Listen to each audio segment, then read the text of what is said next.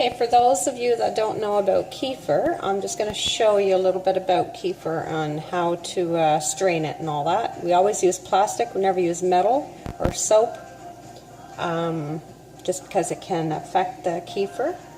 So what I do every day, here's my kefir here, the grains and the milk. That's been sitting in the cupboard for over 24 hours now. What I'm going to do is I'm going to strain it. I just have a loose lid that just sits on top and goes in a dark cupboard. Okay. So I use a spoon with a bunch of holes in it here, just a plastic spoon. So what I'll do, I'm going to pour my kefir into this cup. First I'll give it a little bit of a shake here just to kind of see it can get quite thick. Actually, I'll give it a stir with my plastic spoon here just to kind of make it easier to strain. So the consistency is kind of like I don't know, maybe a thin yogurt.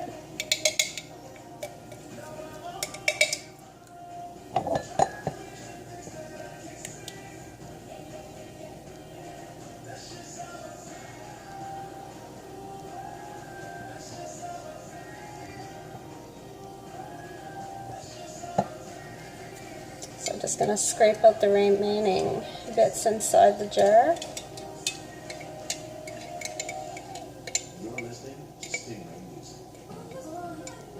I don't want to lose any of my grains.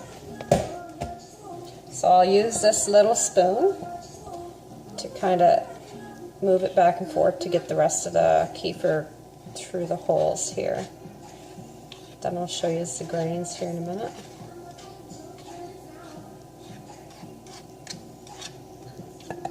So what's left here is the actual kefir grains.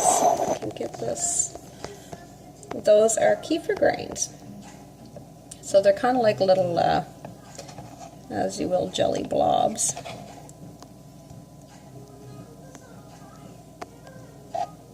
So certain kefirs can be a little different than others. Some are a little more thicker grouped together. Some are a little bit smaller. My grains are good size and they clump together pretty good.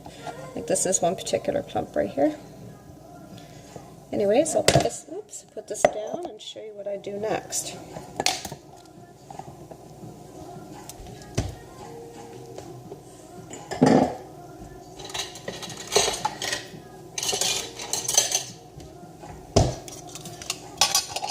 So a fresh new mason jar, just a little one.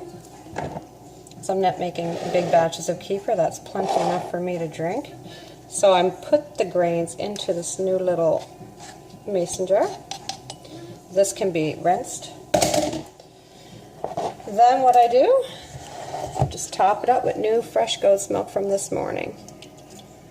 I'll only fill it to about there, and that's perfect.